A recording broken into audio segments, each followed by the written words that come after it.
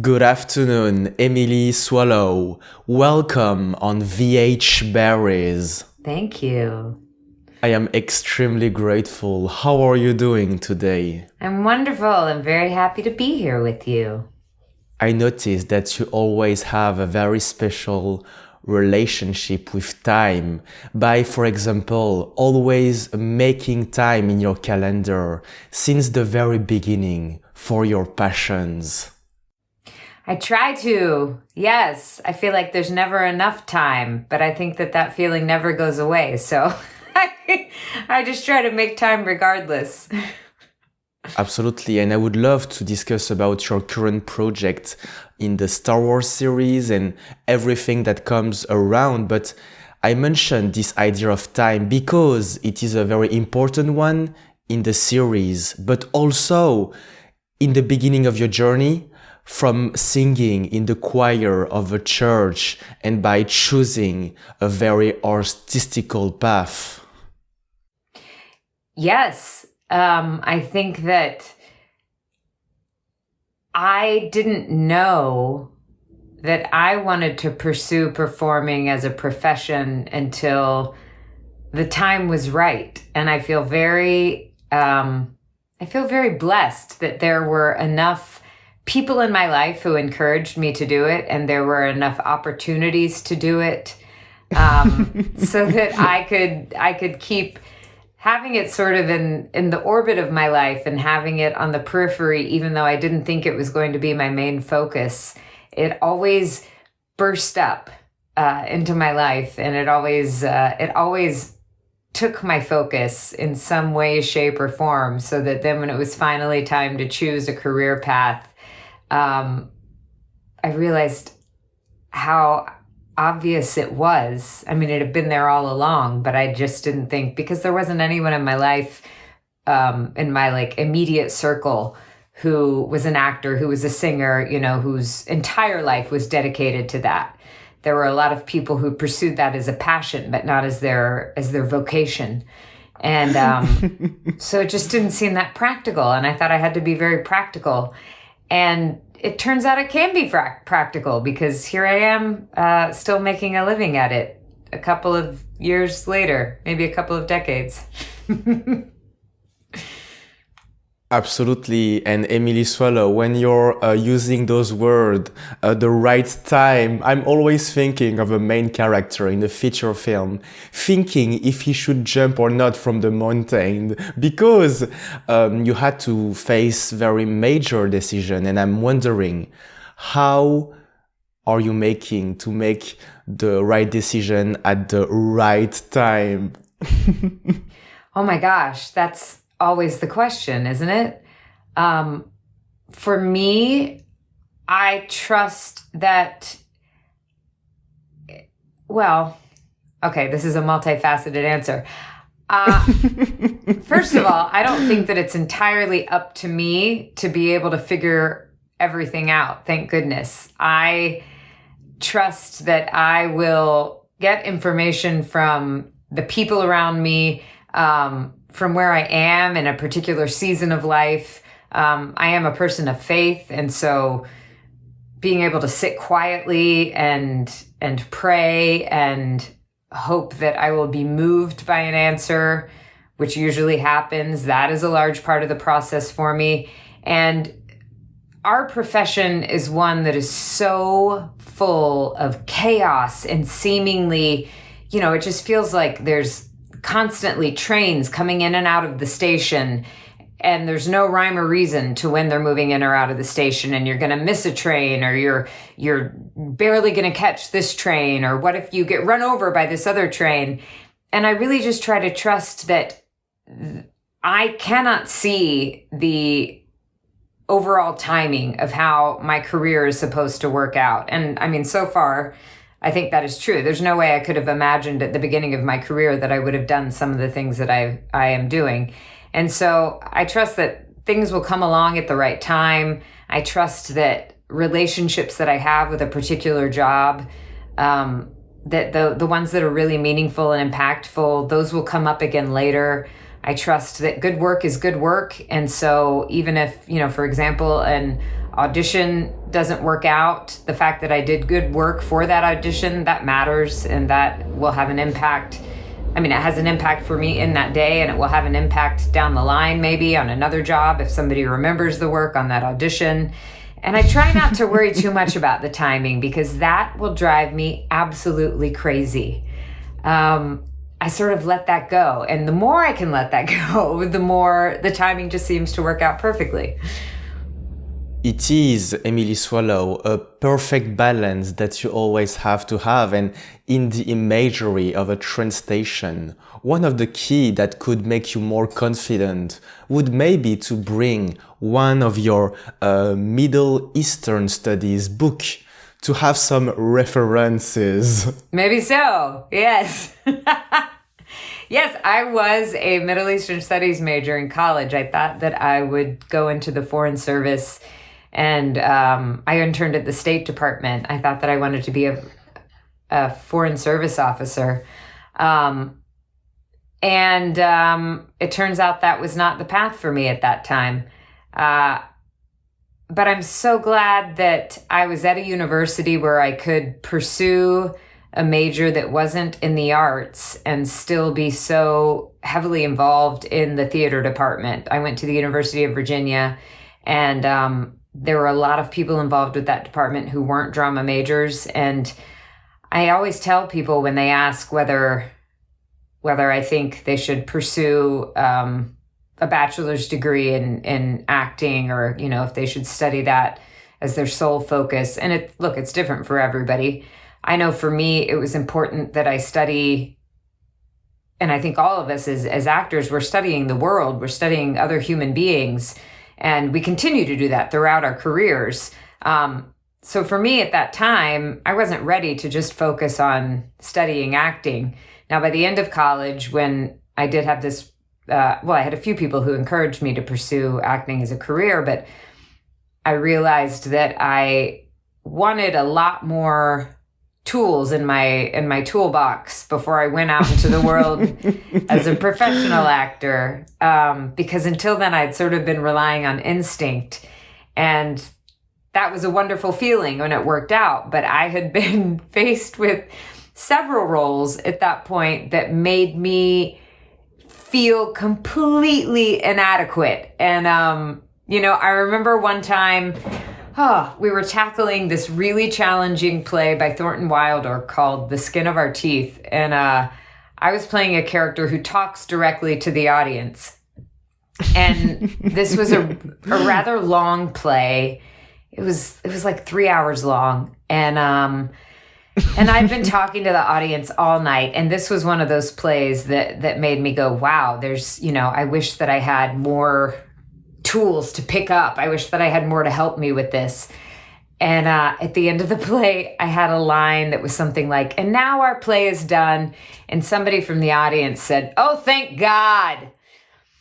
So that performance wasn't going, as well as I might have liked it to go. And that was further encouragement to perhaps sharpen my skills and expand my tools. And so I pursued an MFA at NYU Tisch School of the Arts. And I'm so glad that I did that. And I feel like as actors, as any creative artist, you never stop learning. As humans, we never stop learning. And acting is replicating being human on stage. And so we're constantly learning more about how to authentically capture human behavior and hold a mirror up for the audience. So we never stop learning. So I'm really glad that I had the opportunity to go get an MFA and to do that in New York City, so that when I did finish school and I had to jump out into the wild world of auditioning, that I already had a pretty comfortable relationship with the city, and that wasn't an additional terror.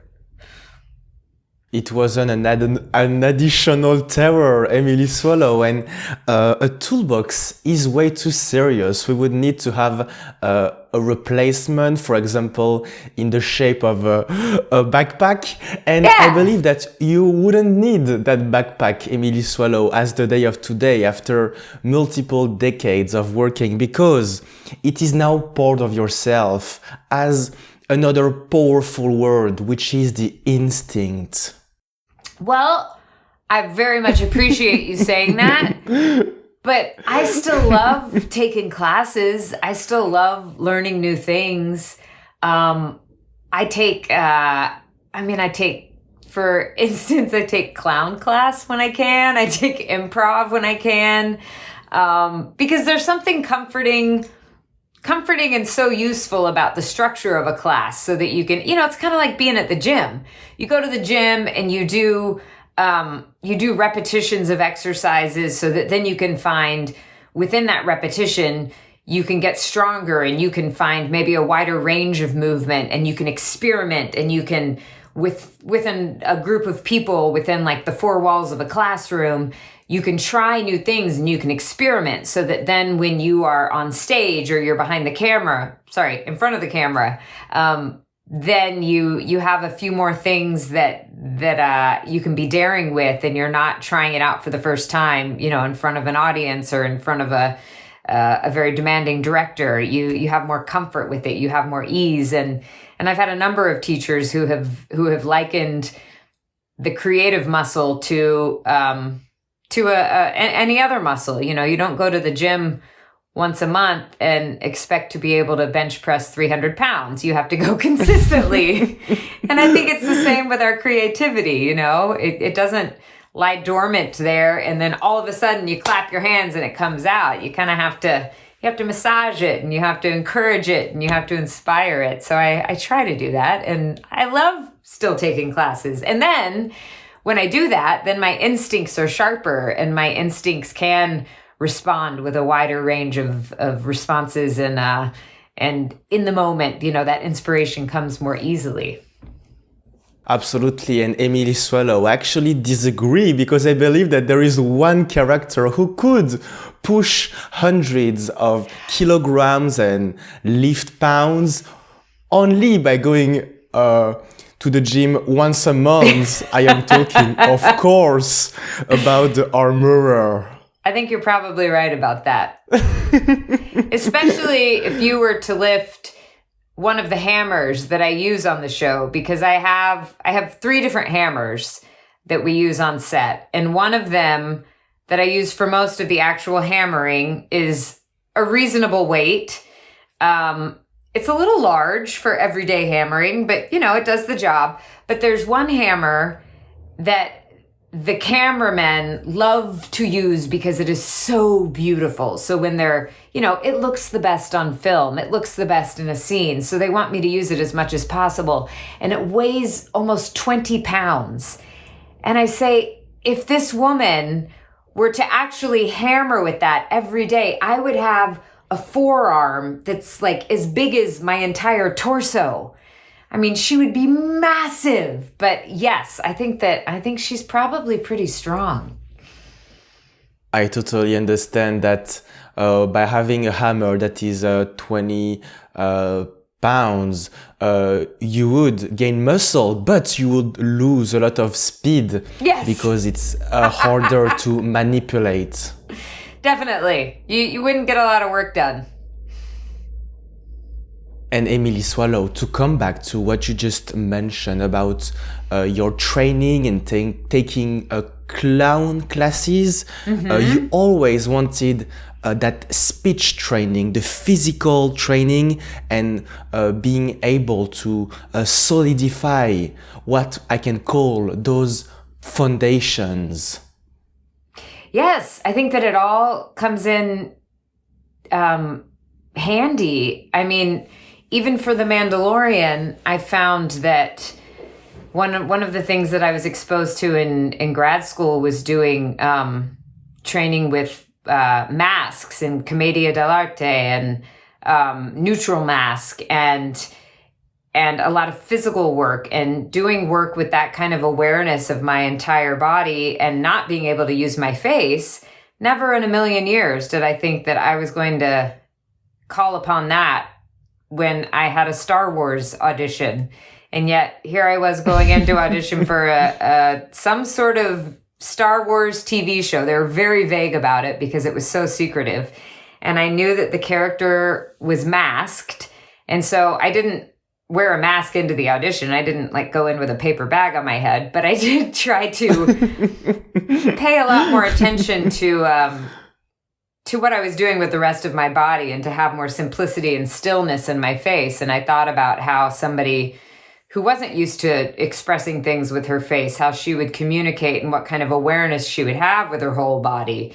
And that came in handy. And even things like, I have a brilliant clown teacher that I've worked with. I mean, saying clown feels so limiting because I think a lot of people have the idea of a clown as just like the crazy hair and the red nose, or the really creepy clowns from horror movies.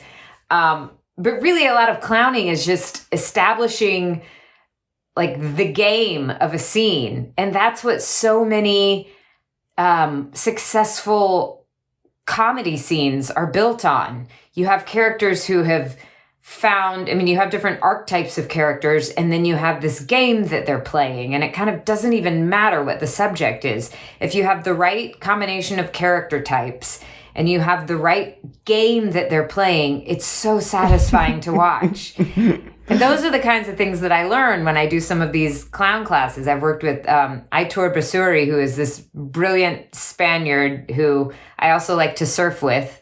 And we surf whenever he comes to town.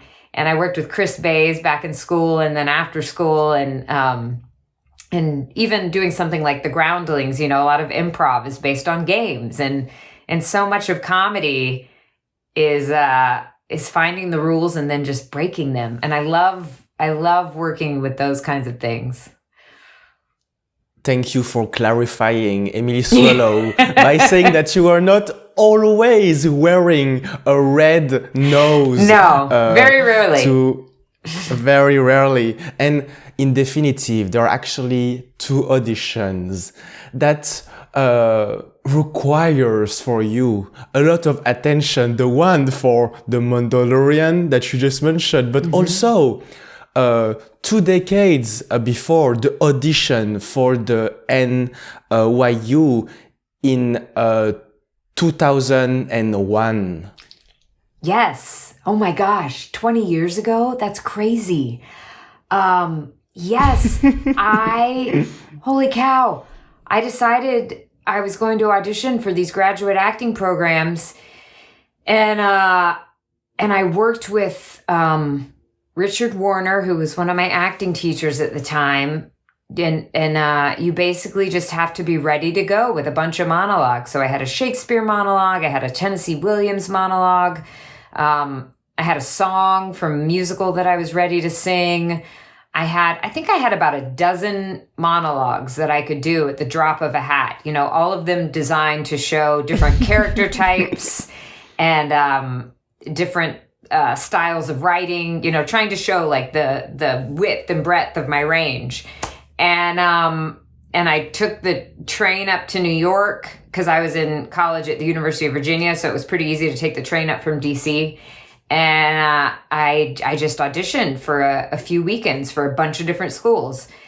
And the door opened at NYU, and I knew that to be one of the best programs. And it was in New York City, which was also fantastic. So I walked through that door, and I'm so glad that I did. I really didn't quite know what I was getting into at the time, but that was okay. And it was my first day of class at NYU was September 10th of 2001. And that was, to say the least, an interesting time to be in that city. And we had all gotten to school on September 11th when the planes flew into the World Trade Center. We were all down at NYU, and that Tisch building is on 8th Street.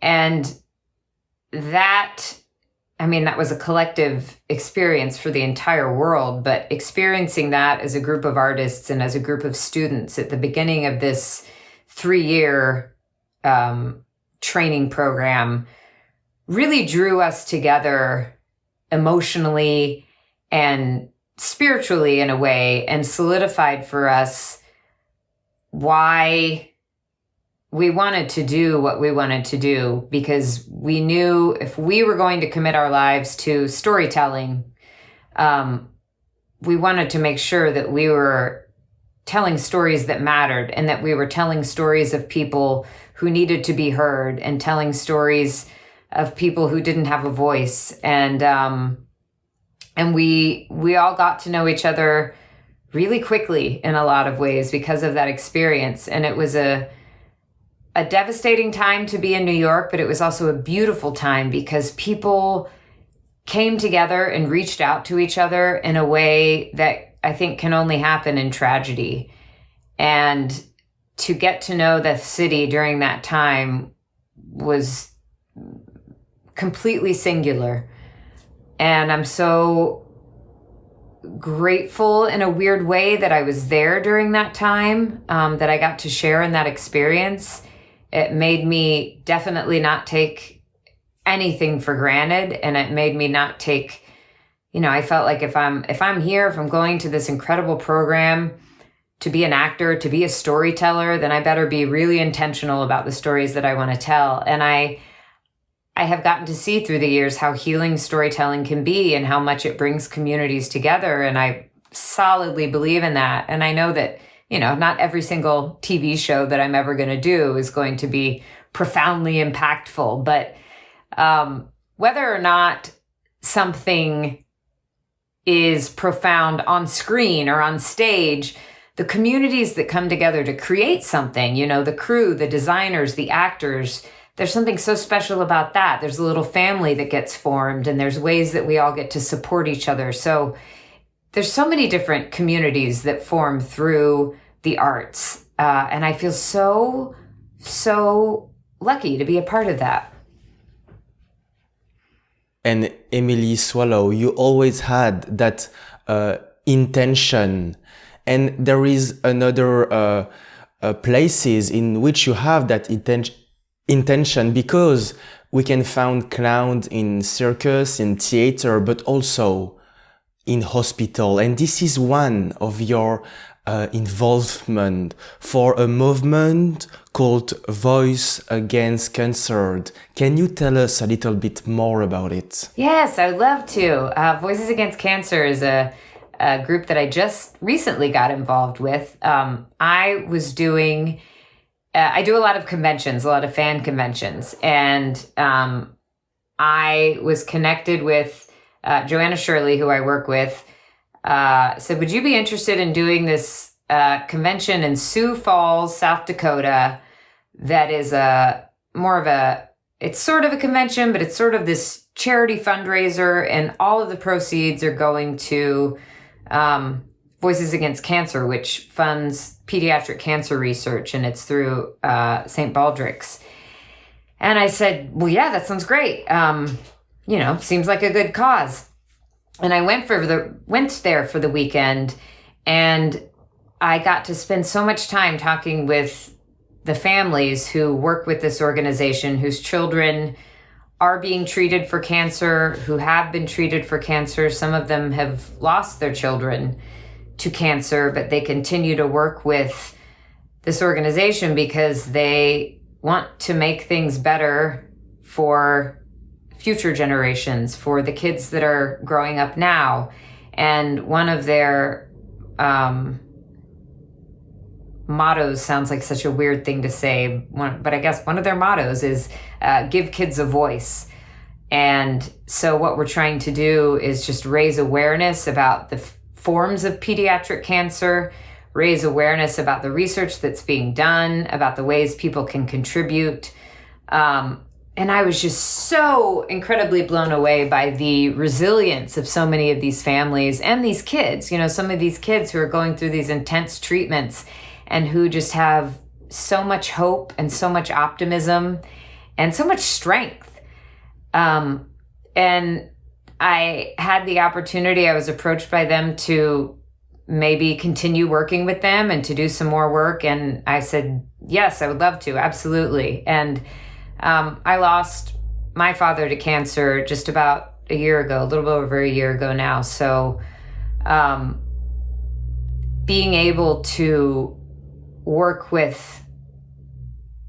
closely with people who are dealing with, trying to, explore different cancer treatments and understand the ins and outs of why certain things are available to some people and not other people, and trying to make better treatments more available to more people is something that is very close to my heart. And everyone that I've gotten to spend time with is just phenomenal. And one of the little things that I'm doing is at every convention that I go to now, I'm auctioning off an autographed Armorer Funko Pop. And it's fun because it's just, like a few bucks for a ticket, and people can enter that, and they love giving money to a good cause. And then we make a big deal out of the raffle, and I usually choose a fan to do the raffle drawing. And it's a fun way just to make people more aware. And I find that people are so eager to learn about it and so willing to give. And so it's just another thing that sort of connects us as well at the conventions, because it moves a lot of people to share about their own experiences with cancer or experiences that loved ones have had. And that just reinforces another incredible thing that I have been surprised by with these fan conventions that I do, is the bonds of community that get to form within them.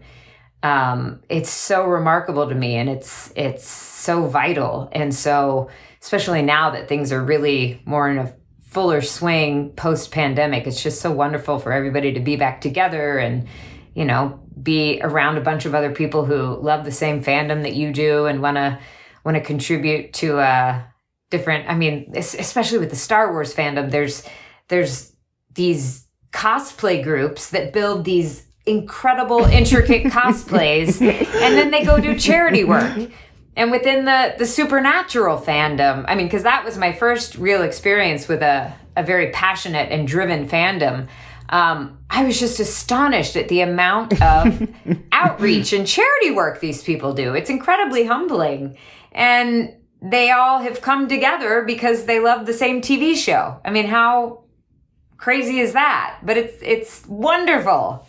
I could go on all day.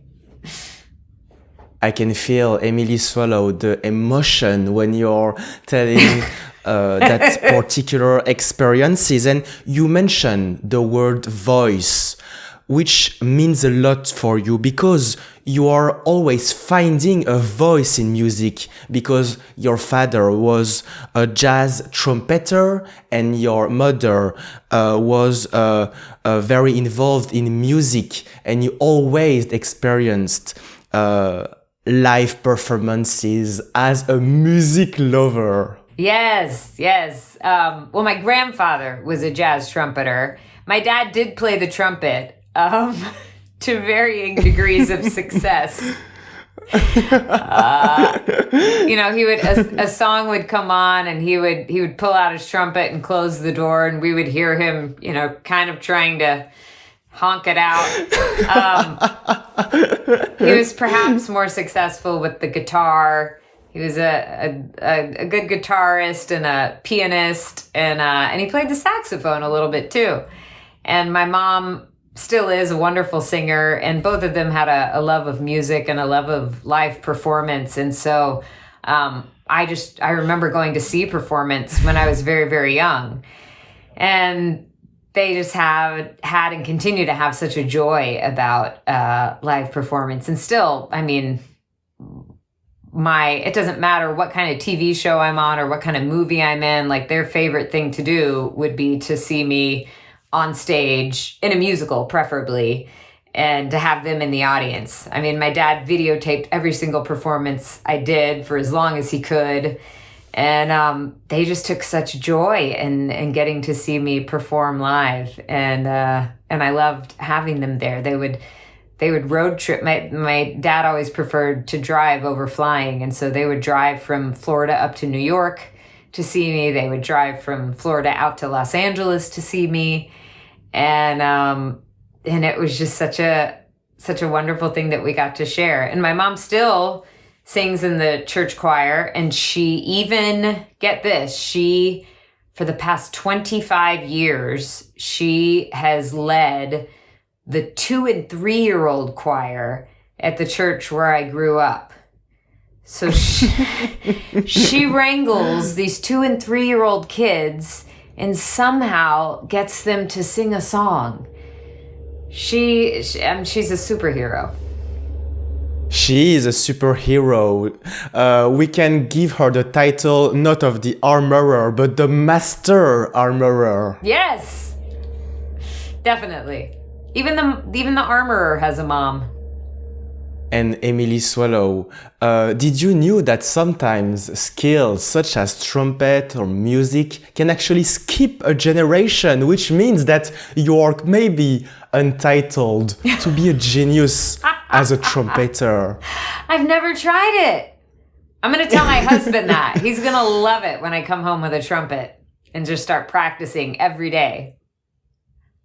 I'm very excited about your upcoming project because the Mandalorian is going to be continued in the coming years. How do you see those upcoming events in your life? Oh my goodness. I'm really excited for season 3 to come out.